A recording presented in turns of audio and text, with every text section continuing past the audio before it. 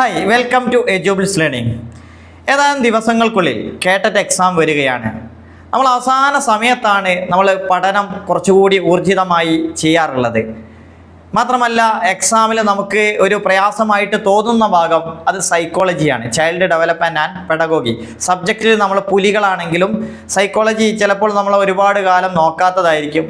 ചിലപ്പോൾ നോക്കിയാൽ തന്നെ നമ്മൾ കണ്ടൻ്റൊക്കെ വായിച്ചിട്ടുണ്ടാവും, പക്ഷേ എക്സാമിന് ചോദിക്കുന്ന ചോദ്യങ്ങൾക്ക് ഉത്തരം ചിലപ്പോൾ MCQയിൽ ഇപ്പോൾ 4 ഓപ്ഷൻസ് തന്നാൽ അതിൽ ഏറ്റവും ബെസ്റ്റ് ആൻസർ ഏതാണെന്ന് മനസ്സിലാക്കാൻ പ്രയാസമായിരിക്കും. അതുകൊണ്ട് നമ്മൾ എക്സാമിന് വേണ്ടി പഠിക്കുമ്പോൾ നമ്മൾ ശ്രദ്ധിക്കേണ്ട ഒരു കാര്യം, നമ്മൾ മാക്സിമം PYQ ചെയ്യുക എന്നുള്ളതാണ്. നമ്മൾ എത്രത്തോളം PYQ ചെയ്യുന്നോ അത്രത്തോളം എക്സാമിൽ മാർക്ക് വാങ്ങാം. ഒരു 30 ക്വസ്റ്റ്യൻസ് സൈക്കോളജിയുടെ ഭാഗത്തുനിന്ന് ചോദിക്കുകയാണെങ്കിൽ അതിൽ പരമാവധി ഒരു 25-ന് മുകളിൽ മാർക്ക് ലഭിച്ചാൽ തീർച്ചയായും നമുക്ക് കേട്ടറ്റ് എക്സാമിന് നല്ലൊരു റിസൾട്ടോടെ തന്നെ ആദ്യഘട്ടത്തിൽ തന്നെ പാസ്സാവാം. ഇപ്പോൾ ഒരുപാട് ടീച്ചേഴ്സ് ഒരുപാട് വർഷം എഴുതിയിട്ടും എന്ത് ചെയ്യാൻ പറ്റുന്നില്ല, കേട്ടറ്റ് എക്സാം വിജയിക്കാൻ പറ്റുന്നില്ല. അതുകൊണ്ട് തന്നെ അവർക്കൊരു പരിഹാരം നമ്മൾ ഏറ്റവും കൂടുതൽ PYQ ചെയ്യുക. അപ്പോൾ ഇന്നത്തെ ക്ലാസ്സിൽ നമ്മൾ എന്ത് ചെയ്യുന്നു, PYQസിൻ്റെ ഒരു സെഷൻസ് ആണ്. തീർച്ചയായും നിങ്ങളത് എൻ്റെ കൂടെ തന്നെ ചെയ്ത് നോക്കുക. നമുക്ക് എന്ത് ചെയ്യാം, ആദ്യത്തെ ചോദ്യം. Hi, good morning. ഇന്ന് നമ്മൾ സൈക്കോളജിയുടെ ഒരു മാരത്തോൺ സെഷനാണ് ചെയ്യാൻ പോകുന്നത്.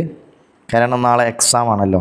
അപ്പോൾ വിവിധ ക്വസ്റ്റ്യൻ പേപ്പറുകളിൽ വന്ന, അതുപോലെ തന്നെ മറ്റു ചില എക്സാമിന് വന്ന ചില മോഡൽ ക്വസ്റ്റ്യൻസ് എല്ലാം ഉൾക്കൊള്ളിച്ചു കൊണ്ടിട്ടുള്ള ഒരു മാരത്തോണാണ്. ഏതായാലും നമ്മുടെ വീഡിയോ പൂർണ്ണമായി കാണുക. എന്തെങ്കിലും സംശയങ്ങളൊക്കെ ഉണ്ടെങ്കിൽ കമൻറ്റ് ചെയ്യുക. പിന്നെ മറ്റൊരു കാര്യം, നമ്മുടെ വീഡിയോസ് കാണുന്ന 76% ആളുകളും നമ്മുടെ ചാനൽ സബ്സ്ക്രൈബ് ചെയ്തിട്ടില്ല. ഏതായാലും ദയവ് ചെയ്ത് നിങ്ങൾ സബ്സ്ക്രൈബ് ചെയ്യുക. നിങ്ങളുടെ സപ്പോർട്ടാണ് ഞങ്ങളുടെ വിജയം. നമുക്ക് ചോദ്യത്തിലേക്ക് പോവാം. ആദ്യത്തെ ചോദ്യം നോക്കൂ. ചുവടെ കൊടുത്തിരിക്കുന്നവയിൽ പ്രശ്നപരിഹരണ ഘട്ടങ്ങളിൽ ഉൾപ്പെടാത്തതേത്? പ്രോബ്ലം സോൾവിങ് സ്റ്റേജിൽ പെടാത്തതേതാണെന്നാ. ഫസ്റ്റ് വൺ, പ്രശ്നം നിർവചിക്കൽ, defining the problem. Second one, observation, അതല്ലെങ്കിൽ നിരീക്ഷണം. മൂന്നാമത്തത് പ്രശ്നം തിരിച്ചറിയൽ, ഐഡൻറ്റിഫൈയിങ് ദ പ്രോബ്ലം. നാലാമത്തത് പരികൽപ്പനകളുടെ രൂപീകരണം, ഹൈപ്പോത്തിസിസ് ഫോർമേഷൻ. ഇതിൽ ഏതാണ് പ്രോബ്ലം സോൾവിങ് സ്റ്റേജിൽ പെടാത്തത്? ഉത്തരം ഓപ്ഷൻ ബി ആണ്, ഒബ്സർവേഷൻ അതല്ലെങ്കിൽ നിരീക്ഷണം എന്നുള്ളതാണ്. അപ്പോൾ പ്രോബ്ലം സോൾവിങ്ങിൻ്റെ സ്റ്റേജസുകൾ നിങ്ങൾ എന്ത് ചെയ്യുക, ഒന്ന് നോക്കി പോവുക. ഈ ഒരു അവസാന സമയത്ത് ജസ്റ്റ് ഒന്ന് വായിച്ചു പോവുക. പിന്നെ ഞാൻ ക്വസ്റ്റ്യൻസ് പറയുമ്പോൾ തന്നെ നിങ്ങൾ ഉത്തരം കണ്ടെത്താൻ ശ്രമിക്കുക. അവസാനം ഞാൻ ഉത്തരം പറയുമ്പോൾ ശരിയാണോ എന്ന് നോക്കിയാൽ മതി. അപ്പോൾ തീർച്ചയായും നിങ്ങൾക്ക് എത്രത്തോളം പെർഫോം ചെയ്യാൻ പറ്റും എന്നുള്ളതിനെക്കുറിച്ചുള്ള ഒരു ഐഡിയ ഈ വീഡിയോ കഴിയുമ്പോൾ തന്നെ കിട്ടും. നമുക്ക് അടുത്ത ക്വസ്റ്റ്യനിലേക്ക് പോവാം. A person who can ride A bicycle can ride A motor bike. It is an example for which type of transfer of learning. ഈ ക്വസ്റ്റ്യനിൽ ട്രാൻസ്ഫർ ഓഫ് ലേണിങ്ങിനെ കുറിച്ചുള്ള കാര്യമാണ് ചോദിച്ചിട്ടുള്ളത്. നമുക്കറിയാം, ഒരു സൈക്കിൾ പഠിക്കുന്ന ഒരാൾക്ക് ഒരു മോട്ടോർ ബൈക്കും ഓടിക്കാൻ കഴിയുന്നത് താഴെ കൊടുത്ത ഏത് തരം പഠന സംക്രമണത്തിന് ഉദാഹരണമാണ്? Zero transfer, negative transfer, low of transfer, positive transfer. Low transfer എന്നാണ് കേട്ടോ, ഓപ്ഷൻ സി.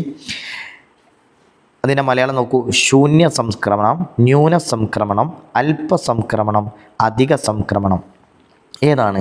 ഒരു കാര്യം പഠിച്ചാൽ അത് മറ്റൊരു കാര്യത്തെ ഹെൽപ്പ് ചെയ്യുക, അല്ലെ, അതിന് സഹായകമാവുന്നത് ഏത് തരം ട്രാൻസ്ഫറിന് ഉദാഹരണമാണ്? ഉത്തരം നമുക്കറിയാം. ഉത്തരം പോസിറ്റീവ് ട്രാൻസ്ഫർ, അതല്ലേ, അധിക സംക്രമണം. പിന്നെ ശ്രദ്ധിക്കാനുള്ളത്, ഇതിൽ നെഗറ്റീവ് അറിയാം. നെഗറ്റീവ് ട്രാൻസ്ഫർ എന്ന് പറഞ്ഞാൽ ഒരു കാര്യം പഠിച്ചത് അത് മറ്റൊരു കാര്യത്തിന് പ്രയാസകരമാകുകയാണെങ്കിൽ നമുക്ക് എന്താ പറയുക, നെഗറ്റീവ് ട്രാൻസ്ഫർ എന്ന് പറയാം. എന്നാൽ ഒരു പ്രയാസമില്ല, ഒന്ന് മറ്റൊന്നിനെ ബാധിക്കുന്നില്ലെങ്കിൽ നമുക്ക് എന്ത് പറയാം, സീറോ ട്രാൻസ്ഫർ എന്നും പറയാം. ഓക്കെ, ഇതുമായി ബന്ധപ്പെട്ട മറ്റൊരു ക്വസ്റ്റ്യൻ നോക്കൂ. A boy who can ride a cycle is going to drive a motor bike. Same question ആണ്, പക്ഷേ ഓപ്ഷനിൽ മാറ്റമുണ്ട്. എന്താണ് ഓപ്ഷൻ നോക്കൂ. Horizontal transfer of learning, vertical transfer of learning, bilateral transfer of learning, not transfer of learning. ഇങ്ങനെ option വന്നാൽ അപ്പോൾ മാറിപ്പോകരുത്. ഇവിടെ കറക്റ്റ് ആൻസർ ഏതാണ്? Vertical transfer of learning. അതാണ് പോസിറ്റീവ് ട്രാൻസ്ഫർ ഓഫ് ലേണിങ്ങിൻ്റെ മറ്റൊരു പേരാണെന്ത് vertical transfer of learning. Clear അല്ലേ? എന്നാൽ അടുത്ത ക്വസ്റ്റ്യൻ നോക്കൂ. പ്രത്യേക പരിഗണന അർഹിക്കുന്ന കുട്ടികൾക്ക് പഠന പ്രവർത്തനങ്ങൾ ആസൂത്രണം ചെയ്ത് നടപ്പാക്കുന്നതിനുള്ള പരിഗണനകളിൽ പെടാത്തത്. അപ്പോൾ ചിൽഡ്രൻ വിത്ത് സ്പെഷ്യൽ നീഡ്സ് ഉണ്ടാവും അല്ലേ, പ്രത്യേക പരിഗണന അർഹിക്കുന്നവർ. അപ്പോൾ അവർക്ക് നമ്മൾ പ്ലാൻ ചെയ്ത് നടപ്പാക്കുന്ന പരിഗണനയിൽ പെടാത്തത് ഏത്? എല്ലാ കുട്ടികൾക്കും ഒരേ മാതൃകയിലുള്ള പ്രവർത്തനങ്ങൾ നൽകണം. പഠന പ്രവർത്തനങ്ങളിൽ രൂപീകരണം നൽകണം. പരിഹാര പ്രവർത്തനങ്ങളും പോഷണ പ്രവർത്തനങ്ങളും നൽകണം. അതായത് റെമഡിയൽ ആയിട്ടുള്ള കാര്യങ്ങൾ, അതുപോലെ തന്നെ എൻറിച്ച്മെൻറ്റ് പ്രോഗ്രാമുകളൊക്കെ നൽകണം. ഇന്ദ്രിയാധിഷ്ഠിത പഠന സമീപനത്തിൻ്റെ അടിസ്ഥാനത്തിൽ പ്രവർത്തനങ്ങൾ ആസൂത്രണം ചെയ്യണം. അപ്പോൾ ഇതിൽ ഏതാണ് പ്രത്യേക പരിഗണന അർഹിക്കുന്ന കുട്ടികൾക്ക് കൊടുക്കാൻ പറ്റാത്തത്? ഓപ്ഷൻ എ ആണ് ഇവിടുത്തെ ഉത്തരം. അടുത്ത ക്വസ്റ്റ്യൻ നോക്കൂ. പ്രത്യേക പരിഗണന അർഹിക്കുന്നവർക്ക് വേണ്ടിയുള്ള നിയമങ്ങളിൽ പെടാത്തത് ഏതാണ്? അപ്പോൾ ഇങ്ങനെ ഇതുമായി ബന്ധപ്പെട്ട് ഇത്തരം ക്വസ്റ്റ്യൻസ് ഒക്കെ വരാറുണ്ട്. അപ്പോൾ ഇവിടെ ഈ നിയമങ്ങൾ നോക്കൂ. Human rights act, mental health act, person with disabilities act, national trust act. ഏതാണ് ശരിയായ ആൻസർ? ഇവിടെ mental health act, person with disabilities act, national trust act ഇതൊക്കെ പ്രത്യേക പരിഗണന അർഹിക്കുന്നവർക്കുള്ളതാണ്. അപ്പോൾ ഹ്യൂമൻ റൈറ്റ് ആക്ട് മനുഷ്യാവകാശം എന്നുള്ളത് അത് ഇവർക്ക് മാത്രമല്ല, അത് എല്ലാവർക്കും ഉള്ളല്ലേ. അപ്പോൾ തീർച്ചയായും നമുക്ക് ഏത് ഒഴിവാക്കാം? ഹ്യൂമൻ റൈറ്റ്സ് ആക്ട് എന്നുള്ളതാണ് ഇവിടെ ശരിയായ ആൻസർ. അത് അതിൽപ്പെടുന്നില്ല. അത് മൊത്തത്തിലുള്ള ഒരു ആക്റ്റാണ്. പക്ഷേ മറ്റുള്ളവ എന്താണ്? അവർക്ക് മാത്രമുള്ള ആക്റ്റിൽപ്പെട്ടതാണ്. അടുത്ത ക്വസ്റ്റ്യൻ നോക്കൂ. 6ാമത്തെ ചോദ്യം. പഠനത്തിൽ പിന്നോക്കം നിൽക്കുന്ന രമേശ് മറ്റുള്ളവരുടെ അംഗീകാരത്തിന് വേണ്ടി സംഗീത മത്സരത്തിൽ പങ്കെടുക്കുകയും മറ്റുള്ളവരുടെ ശ്രദ്ധ പിടിച്ചു പറ്റുകയും ചെയ്തു.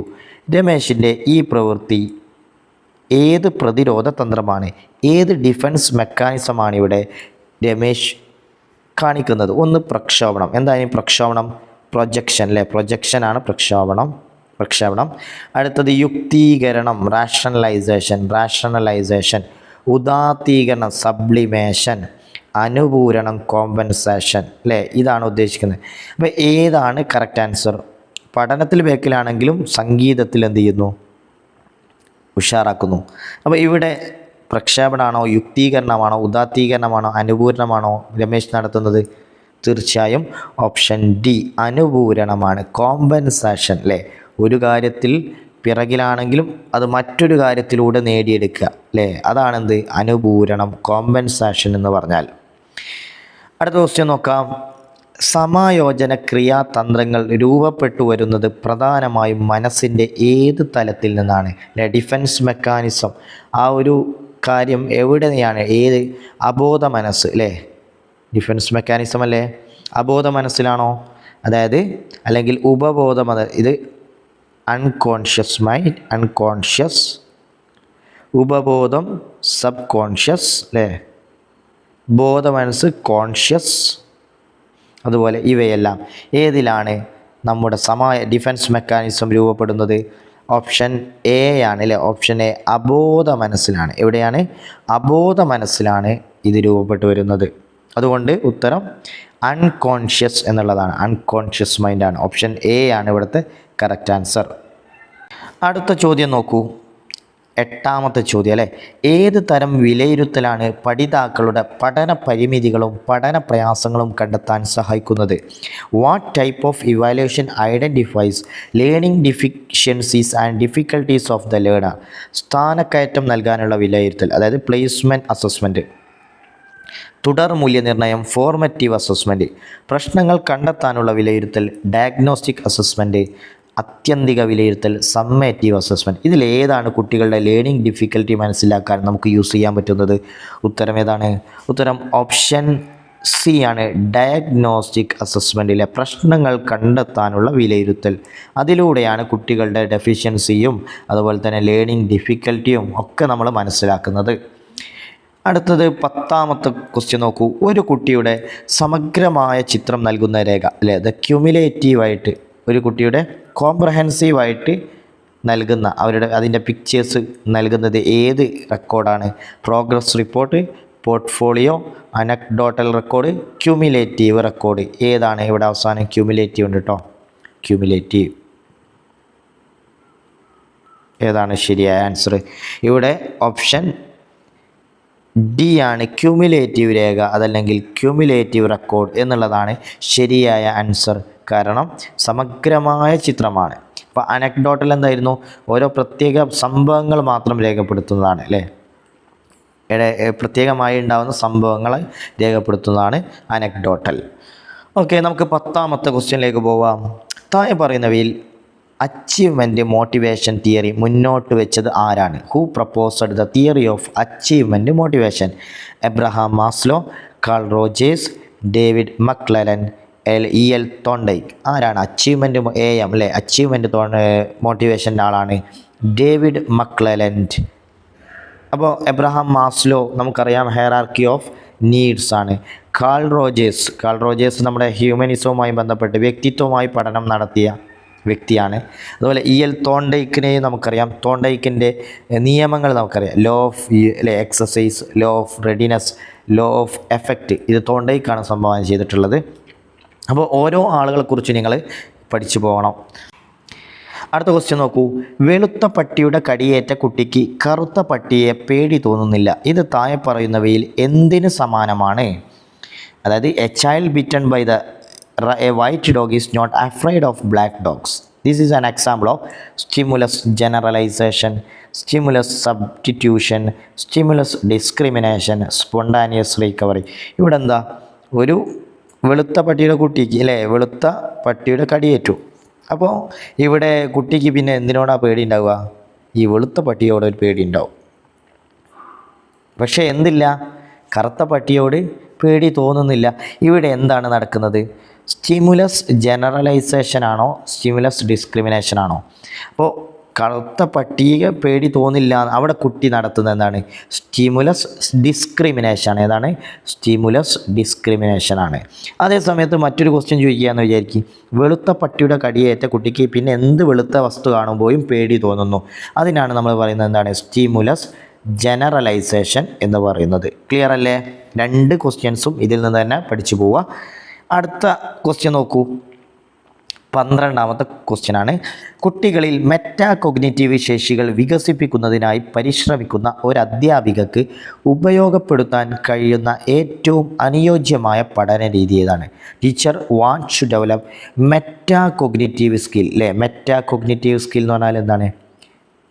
ചിന്തയുമായി ബന്ധപ്പെട്ട.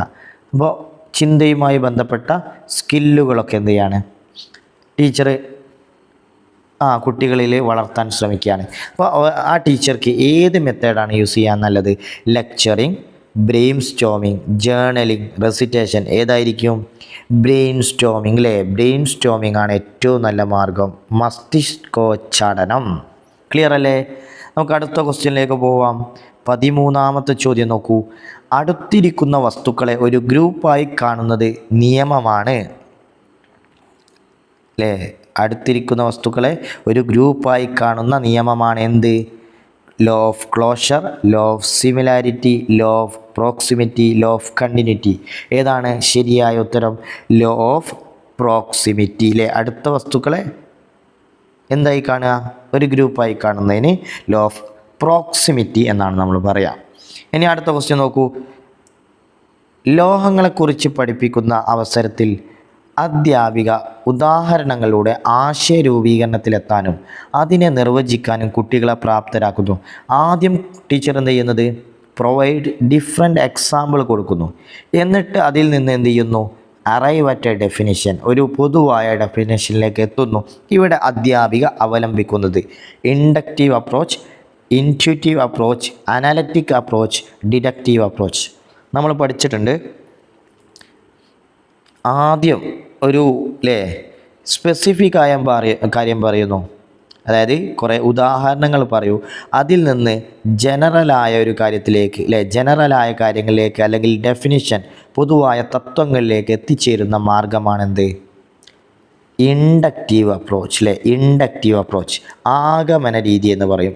അപ്പോൾ ഇവിടുത്തെ ഉത്തരം ഇൻഡക്റ്റീവ് അപ്രോച്ചാണ്. ഇതിൻ്റെ നേരെ ഓപ്പോസിറ്റാണ് എന്ത്?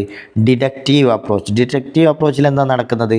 അവിടെ ജനറലായ കാര്യത്തിൽ നിന്ന്, അതായത് ഒരു ഡെഫിനിഷൻ പറഞ്ഞിട്ടിൽ നിന്ന് അതിൽ നിന്ന് വ്യത്യസ്ത ഉദാഹരണങ്ങൾ ഉണ്ടാക്കുന്നു, സ്പെസിഫിക്കിലേക്ക് പോകുന്നു. ഇതാണെന്ത്? Deductive approach. നമുക്ക് അടുത്ത ക്വസ്റ്റ്യൻ നോക്കാം. ഏതാണ്? തീവ്രമായ കരച്ചിൽ, നഖം കടിക്കൽ, തുള്ളിച്ചാടൽ എന്നിവ ശിശുവികാര പ്രതികരണങ്ങളാണ്. ഇവയെല്ലാം താഴെ പറയുന്നതിൽ ഏത് ശിശുവികാരങ്ങളുടെ പ്രത്യേകതയിൽ പെടുന്നു?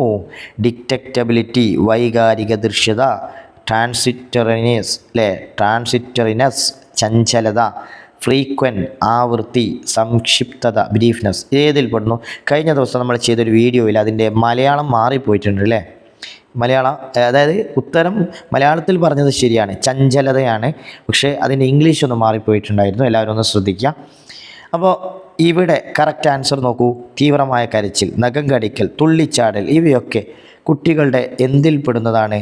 കുട്ടികളുടെ ശരിയായ ഉത്തരം ഏതാണ്? ഓപ്ഷൻ എ ആണ്. ഏതാണ് ശരിയായ ഉത്തരം? ഓപ്ഷൻ എ, ഡിറ്റക്റ്റബിലിറ്റി, വൈകാരിക ദൃശ്യത. നമുക്ക് അടുത്ത ക്വസ്റ്റ്യനിലേക്ക് പോവാം. വികാസ തത്വങ്ങളിൽ പെടാത്തതേത്? അല്ലേ? Which of the following is not a principle of development? വികാസം ക്രമീകൃതമാണ്, അതായത് ഡെവലപ്മെൻറ്റ് ഈസ് ഓർഡർലി. വികാസം വിശേഷത്തിൽ നിന്നും സാമാന്യതയിലേക്ക് കടക്കുന്നു. Development proceed from specific to general. Development is predictable, പ്രവചനീയമാണ്. വികാസം സഞ്ചിത സ്വഭാവത്തോടു കൂടിയതാണ്, അതായത് ഡെവലപ്മെൻറ്റ് ഈസ് ക്യൂമുലേറ്റീവ്. ഇതിൽ വികാസ തത്വങ്ങളിൽ പെടാത്തത് ഏതാണെന്ന ക്വസ്റ്റ്യൻ. അപ്പോൾ നമുക്കറിയാം ഡെവലപ്മെൻറ്റ് പ്രിൻസിപ്പിൾസിൽ പെടാത്ത ഒന്നാണ് development proceed from specific to general. അല്ലേ? സ്പെസിഫിക്കിൽ നിന്ന് ജനറലായ കാര്യത്തിലേക്ക് പോകുന്നു. അതാണോ ശരിയായത്? അല്ല. വികാസം പിന്നെ എന്താണ്? വിശേഷത്തിൽ നിന്ന് സാമാന്യതയിലേക്ക് പോകുന്നതിന് പകരം സാമാന്യതയിൽ നിന്ന് വിശേഷത്തിലേക്കാണ് പോവുക. ഈ ഓപ്ഷൻസ് ആണ് എന്ത് ഇവിടെ ശരിയല്ലാത്തത്. ഓക്കെ, അതെന്തല്ല? ഡെവലപ്മെൻറ്റ് പ്രിൻസിപ്പിൾ പെട്ടതല്ല. ഓക്കെ, ക്ലിയർ അല്ലേ? നമുക്ക് അടുത്ത ക്വസ്റ്റ്യനിലേക്ക് പോയാലോ. എന്താണ് ക്വസ്റ്റ്യൻ?